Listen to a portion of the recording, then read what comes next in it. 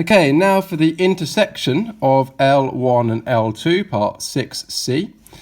Here's line 2. Let me just label it for you. Line 1 was the last thing we worked out down here. Where do they intersect? That's the only place they're both true. Basically, I solve simultaneous equations. So I've got the equation you can see there.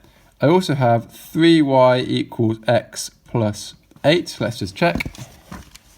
Yeah, that looks good. So 3y is x plus 8. And all I need to do is solve these two simultaneously. Okay, that was L2, that was L1. Millions of ways of doing this. It's totally up to you. What I quite like doing, because it makes a lot of sense to me, is to go from L2 and just say that's the same thing as having 3y equals negative 9x plus 3. And if 3y is this, 3y is also equal to x plus 8. So now I can just go x plus 8 is the same thing as 3y, which is the same thing as minus 9x plus 3.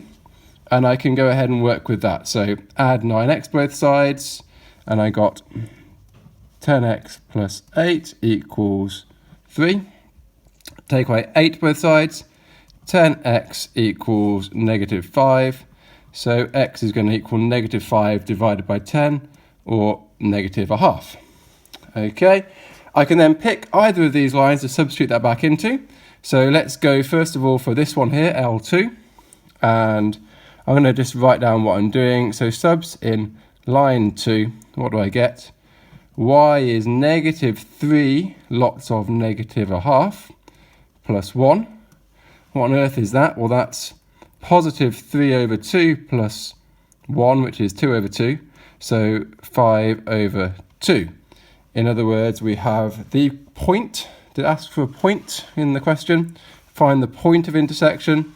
So it has x coordinate given by x equals minus a half, and it has y coordinate given by 5 over 2.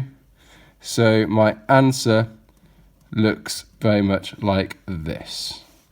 It's always good practice if you want to, if you have some spare time, check by putting in minus a half x, 5 over 2 for y, into the other equation which we didn't use, and you'll find that works as well.